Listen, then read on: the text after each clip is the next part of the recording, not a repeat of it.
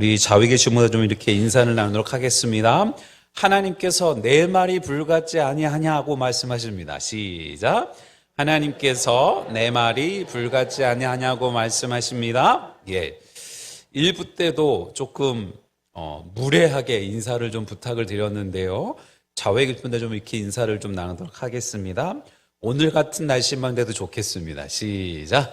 오늘 같은 날씨만 돼도 좋겠습니다. 예. 비가 오락가락하는 날씨이지만 복날이 지나서 그런지 또 날씨도 많이 선선해지고 시원해지는 느낌들이 있지 않나 생각들을 좀 해봅니다. 비로 인해서 피해받는 분들이 없으실 수 있도록 같이 좀 기도도 해주시고요. 언제나 하나님의 은혜들을 또 간구하는 우리의 삶들이 좀 되었으면 좋겠습니다. 여러분들은 살아가면서 화가 머리 끝까지 나셨던 경험이 있으신지 모르겠습니다. 누군가 내 말을 들어주지 않을 때 대부분 우리가 하는 말은 내 말이 말 같지 않아 라고 하는데, 오늘 성경에서 하나님께서는 내 말이 불같지 아니하냐 라고 말씀하시기 때문에 한 번쯤 생각해 볼 필요가 있는 부분들인 것 같습니다. 너무 화가 나서 속에서 불덩이가 활활 타오르는 것 같은 기분을 느껴본 적이 있으신지 모르겠습니다. 오늘 예배에 참석한 어느 집사님께서도요, 보통 때는 괜찮으시다가 뭔가 화가 나거나 열나는 일이 생기면 이렇게 목부터 이렇게 빨개져 오시는 집사님이 계십니다. 그러면 집사님 지금 열내고 계시는 것 같습니다. 화내고 계시는 것 같습니다. 조금만 진정해 주십시오 라고 그렇게 말씀을 드리고는 하는데요. 그렇게 몸 안에 있는, 마음 안에 있는 불같은 화를 우리 스스로도 잘 다스리지 못할 때 불같이 화를 낸다라고도 하고요. 반대로 또 어떤 일에 정말 뜨겁게 몰두했던 경험들, 아이들이 새벽이 다가오는 것도 알지 못하고 밤새도록 게임을 하거나 핸드폰을 하는 모습들, 어떤 일들을 해 나아감에 있어서 벌써 시간이 이렇게 지났어? 라고 할 정도의 몰입했었던 우리들의 경험들도 있을 겁니다. 오늘 하나님께서 말씀하신 내 말이 불같지 아니하냐, 그것과 또 비슷하게 바위를 쳐서 부스러뜨리는 방망이 같지 아니하냐라는 말씀의 의미가 뭔지 한번 또 적용해보고 찾아보고 또 은혜들을 나누는 시간들을 되었으면 좋겠는데요. 뭐니 해도 불과 연관된 하나님의 말씀은 심판의 불이다라고 이야기할 수 있을 것 같습니다. 잘못된 악인들을 심판하는 것들 정도가 아니라 죄를 태우는 하나님의 말씀 말입니다. 우리가 읽은 예레미야 말씀은 사실 당시 이스라엘 백성들이 하나님을 떠나서 우상을 숭배하고 죄악에 빠져 살아가던 시대에 주어진 말씀입니다. 하나님은 당신의 백성들이 죄에서 돌이키기를 간절히 바라셨지만 백성들이 듣지 않고 마치 하나님께서 불이 쓰레기를 태우듯 하나님의 말씀은 그들의 죄악을 심판하고 태워버릴 강력한 힘이 있는 말씀이다라고 하는 것들을 선포하시는구나라고 생각해 볼 수 있을 것 같습니다. 히브리서 12장 29절은 우리 하나님은 소멸하는 분이심이라 라고 말씀하시면서 하나님이 얼마나 강력한 분인지, 그냥 불 정도가 아니라 아예 소멸시켜주시는 불이다 라고 하고, 죄에 대해서 결코 좌시하지 않으시는 분임을 알려주십니다. 하나님은 그 특별한 속성상 죄와 연합할 수 없는 분이시기 때문이죠. 더 나아가서 신명기 4장 24절은 내 하나님 여호와는 소멸하는 불이시요 질투하시는 하나님이시라 라고까지 말씀하시는 구절은 하나님의 거룩하심과 죄를 미워하는 마음을 우리가 알 수 있을 것 같습니다. 우리의 삶 속에서도 하나님이 보시기에 좋지 않은 죄악들이 있을 수 있습니다. 남을 시기하거나 질투하는 우리의 마음, 원래 본 마음은 그렇지 않은데 배우자나 자녀들에게 던지는 상처가 될 수 있는 날선 말들, 직장에서의 기대와는 달리 불성실한 태도들, 혹은 스마트폰이나 취미 생활에 너무 빠져서 시간을 낭비하는 것. 하나님만을 위해 내 삶을 살아가겠다라고 얘기했던 적들이 엊그제 같은데 오늘은 또 다른 것들을 향해 목말라 살아가고 있는 우리들의 모습들 말입니다. 하나님의 말씀은 그런 우리의 죄들을 비춰주시고 뜨겁게 태워 없애버릴 수 있는 힘이 있는 말씀이라는 겁니다.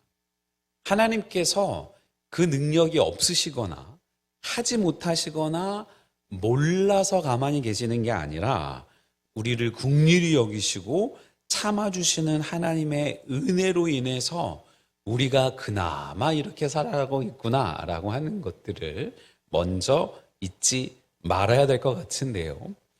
얼마 전 어깨동무학교가 외부 행사를 마치고 오면서 사모가 아이들이 먹다 남은 치킨을 가져온 적이 있습니다. 그런데 그걸 다음 날 저희 큰애 성원이가 그걸 에어프라이기에 돌려가지고 먹었는데 그게 그냥 그 프라이드가 아니라 양념치킨들이었는지 그 에어프라이 바닥에 그 양념이 달라붙고 타버려가지고요. 아주 시커멓게 눌러버린 일들이 생겼습니다. 웬만해서는 이게 닦여지지 않아서 한참을 구고 있으니까 집사람이 여보 뭘 그냥 그렇게 애쓰고 그래. 그냥 버리고 하나 새로 사자. 막 이러는 거예요. 그래서 아니 치킨 하나 해먹고 탔다고 버리고 살 순 없지 않지. 그리고 막 기를 쓰고 쇠수세미를 들고 온갖 약품들을 다 부어가면서 결국에는 그걸 벗겨내고 다시는 양념치킨은 에어프라이기에 돌려 먹지 마라. 돌려 먹으려면 뭐라도 깔고 돌려 먹어라 라고 얘기했던 것들을 경험해 보게 됩니다. 우리 죄도 마치 냄비바닥에 눌러붙은 그런 음식물과 같을 수 있을 것 같습니다.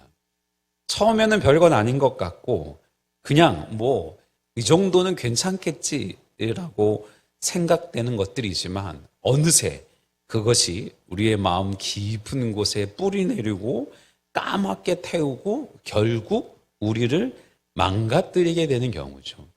언제나 늘 이야기를 하지만 마음 먹고 내가 한번 하나님의 마음에 대못을 박아보리라 라고 시작하는 성도는 하나도 없을 겁니다.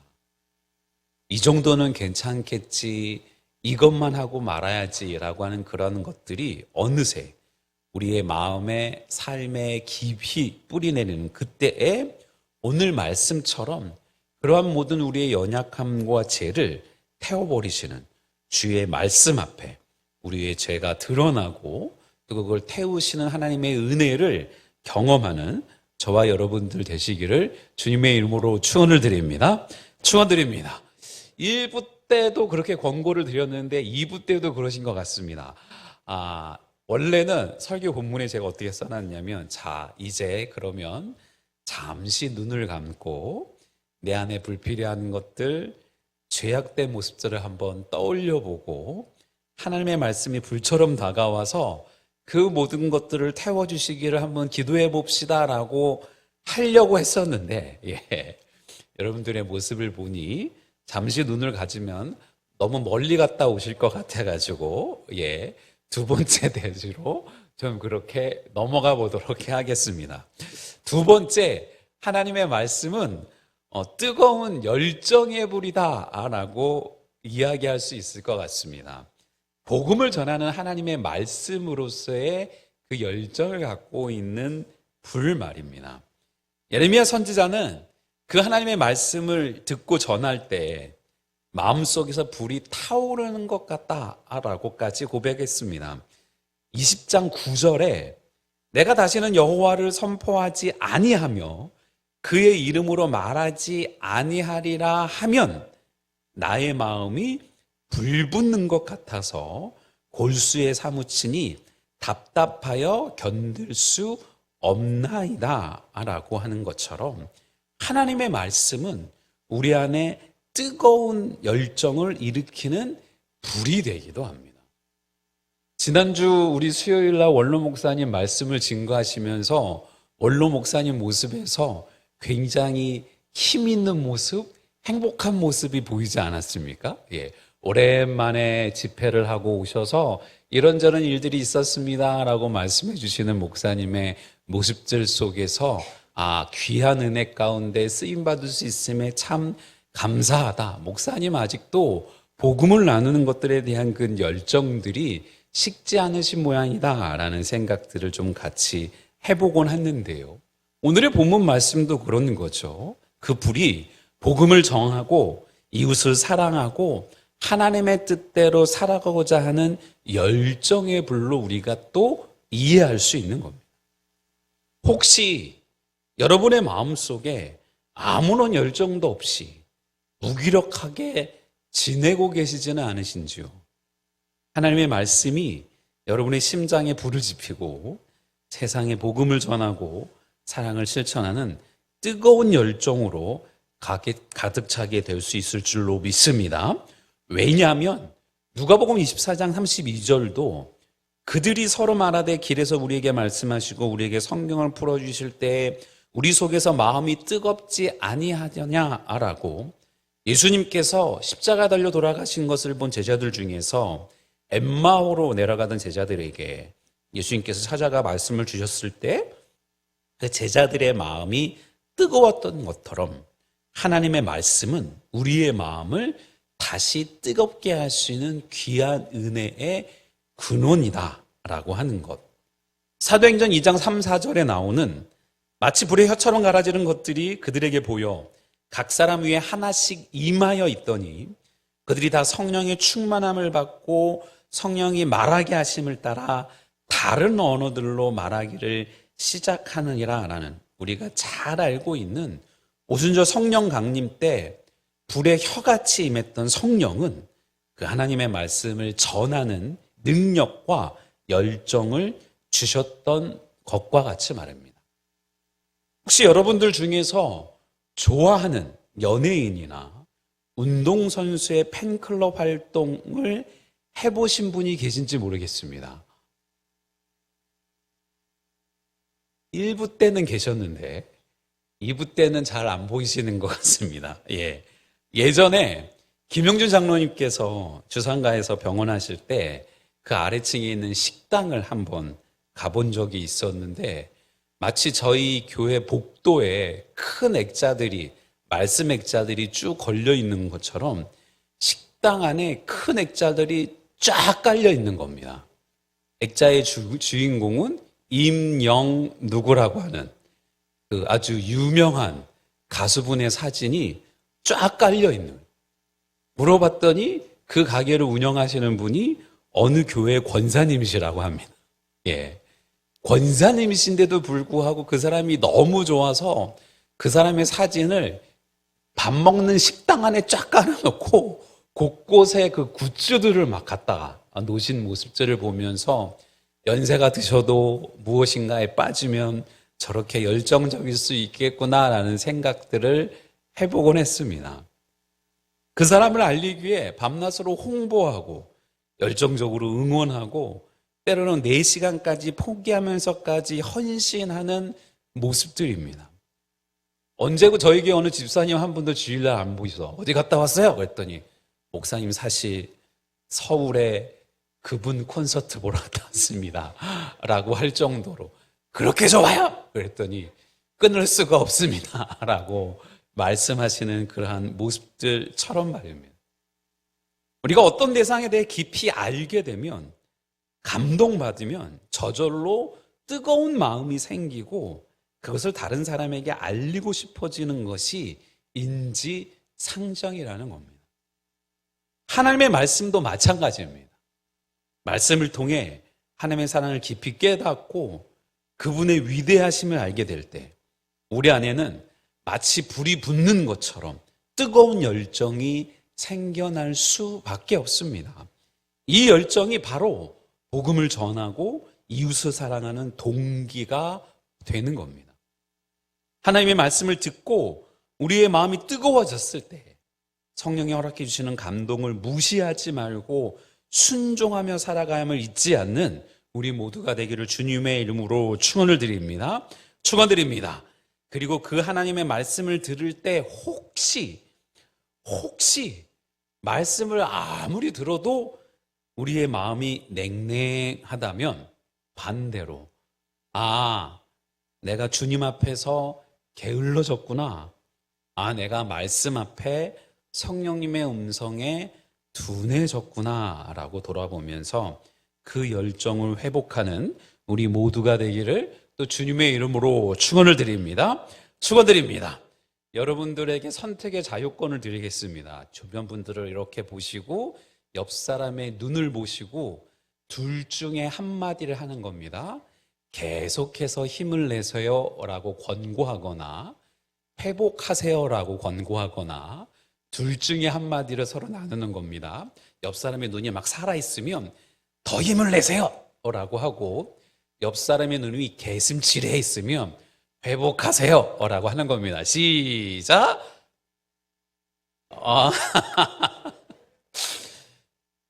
예, 그렇죠. 우리가 양심은 있습니다. 예, 양심은 있어서 함부로 그런 말들을 사람들에게 하는 게 어렵죠. 그런 우리에게 오늘의 말씀은 하나님은 변화시키는 불, 바위를 부수는 방망이 같은 하나님의 말씀이다 라고 하는 것들을 우리에게 말씀해 주십니다. 바위는 당연히 굉장히 단단하고 마치 우리의 굳어진 마음, 고집스러운 생각, 쉽게 변하지 않는 습관들을 상징하는 것 같습니다. 그 때문인지 세상의 사람들은 그런 이야기가 진리인 것처럼 이야기를 합니다. 사람은 고쳐 쓰는 게 아니다 라고 말입니다. 사람은 고쳐서 쓸 수 있는 존재가 아니다 라고요. 하지만 교회는 그런 표현들을 하지 않습니다. 우리가 뭐라고 사람을 고쳤습니까? 우리도 고쳐짐을 당하고 있는 사람인데요. 지속적으로 천국 갈 때까지 끊임없이 고쳐져야 되는 사람들인데요. 그래서 내가 먼저 고쳐지기를 위해 힘쓰고 애쓰고 저 사람의 자그마한 변화나 또 성장 가운데 지속적으로 고쳐지기를 기대하고 또 기도하고 함께하는 공동체가 교회 공동체 아니겠습니까? 그럼에도 불구하고 우리 개인적인 삶의 모습들을 보면 아무리 노력해도 변화되지 않는 것 같은 우리의 모습들이 있을 수 있지만 하나님의 말씀은 그 단단한 바위도 부술 수 있을 만큼 강력한 힘이 있는 말씀이다 라고 알려주고 계신다라는 겁니다. 말씀이 우리의 마음에 들어와 굳어진 부분들을 깨트리고 새로운 마음을 갖게 하면서 변화를 이끌어냅니다. 처음에는 힘들고 어렵게 느껴질 수 있지만 마치 단단한 바위를 깨는 것처럼 고통스러울 수 있지만 그 과정을 통해 우리는 더욱 성숙하고 하나님이 기뻐하시는 모습으로 변화될 수 있습니다. 지금 또 몇 주간의 야고보서 공부들이 목요반은 다 마치고 주일반도 오늘 마지막 과정들을 합니다. 마치는 순간들마다 모든 지체들이 다 그렇게 얘기합니다. 말씀은 알면 알수록 자유로워지는 것보다 말씀 앞에 우리가 얼마나 연약하고 부족한 존재인지를 알게 되는 것 같습니다 라고 말씀해 주시는 분들에게 그게 바로 집사님이 성장한 모습이세요. 그동안에는 하나도 부담이 되지 않았는데 성경 공부를 통해 큰 부담이 됐다면 그만큼 성장하신 겁니다 라고 말씀드린 것과 같이 말입니다. 에스겔서 36장 26절은 또 새 영을 너희 속에 두고 새 마음을 너희에게 주되 너희 육신에서 굳은 마음을 제거하고 부드러운 마음을 줄 것이며 라고 기록하시면서 하나님께서 우리에게 굳은 마음을 제거하고 부드러운 마음을 주시겠다고 약속하셨다는 겁니다.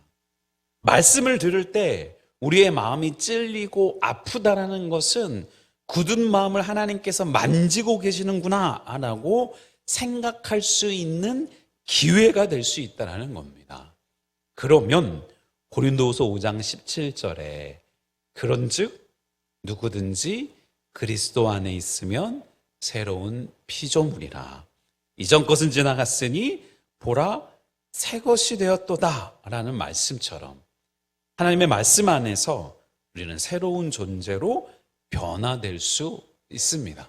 아니, 이미 예수 그리스도를 영접한 우리 모두는 이미 그런 새로운 피조물로 재창조된 사람임을 믿어 의심치 않고 날마다 우리의 삶 속에 하나님이 원하시지 않는 것들을 제거해 나아가는 또 저와 여러분들 되시기를 주님의 이름으로 축원을 드립니다. 혹시 오래된 콘크리트 바닥이나 시멘트 벽을 보수하는 작업을 해보신 적이 있으신지 모르겠습니다. 균열이 가거나 낡아서 더 이상 쓸 수 없게 된 부분들을 해머나 드릴 같은 걸로 부수고 그 위에 새로운 것들을 부어서 튼튼하고 매끈하게 만드는 과정들입니다. 처음에는 시끄럽고 먼지도 날리고 힘들어 보이지만 그 과정을 거쳐야만 더 안전하고 아름다운 공간이 만들어지게 됩니다. 벌써 오래전 경험이 되었지만 대학 다닐 때부터 계속 방학 때마다 공사장 아르바이트를 했던 실력으로 무모하게도 우리 정장로님과 또 우리 민수 아버님과 함께 어깨동무학교를 우리가 리모델링하자, 우리가 공사하자라고 하면서 당시 사용하시던 목사님의 방 2개를 하나로 트는 벽을 허무는 작업들을 하기 시작했습니다. 벽을 허무는 일을 해보지 않은 사람들은 그 해머를 가지고 벽 아무 곳이나 그냥 때려댑니다. 예. 그런데 원래 벽을 허물 줄 아는 사람들은 가장 먼저 조그마한 구멍이라도 하나 냅니다. 그 구멍을 중심으로 있는 주변의 돌들, 벽돌들 하나하나들을 털어내면 쉽게 털어낼 수 있는 것들인 거죠. 부수는 게 아니라 털어낸다라고 하는 것들입니다.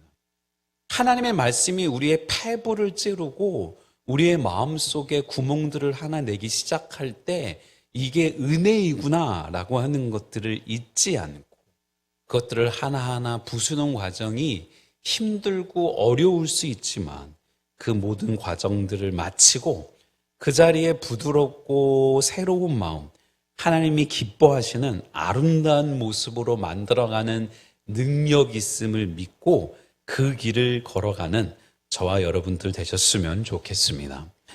여러분 마음속에 아무리 노력해도 변하지 않는 단단한 바위 같은 부분들이 있으십니까? 오늘 하나님의 말씀이 그 부분을 부수고 새롭게 변화시키는 새로운 시작점이 되기를 소망합니다. 참으로 아이러니하게도 아무리 말씀을 들어도 반응하지 않는 마음을 깰 수 있는 것도 바로 하나님의 말씀이라고 하는 사실을 잊지 않고 힘들고 어려워도 그 말씀을 붙들기에 게을리지 않는 우리 모두가 되기를 또 주님의 이름으로 축원을 드립니다. 축원드립니다. 오늘 우리는 하나님의 말씀이 불과 같고 바위를 부수는 방망이 같다는 것들을 함께 나누었습니다. 하나님의 말씀은 우리의 죄를 태워 없애는 심판의 불인 동시에 우리에게 복음을 향한 뜨거운 열정을 주는 불입니다. 또한 우리의 굳어진 마음을 깨트려 변화시키는 강력한 방망이와도 같습니다. 그렇다면 우리는 이 불같은 하나님의 말씀을 어떻게 경험할 수 있겠습니까? 당연히 말씀을 가까이 해야죠.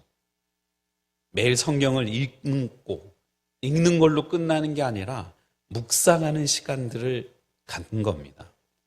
단순히 읽는 것을 넘어서 말씀이 내 삶 속에 어떤 의미인지를 생각하고 적용해 보는 겁니다. 그리고 말씀 앞에 순종하는 겁니다. 두렵고 떨림으로 또 한 번 말씀드리지만 목사의 말에 순종하는 게 아니라 하나님의 말씀에 순종하는 여러분이 되셔야 됩니다. 하나님의 말씀이 옳다고 믿는다면 작은 것부터라도 순종하시는 겁니다. 순종할 때 하나님의 말씀의 능력을 경험할 수 있기 때문입니다. 그리고 기도로 그 말씀의 능력을 구해보는 겁니다.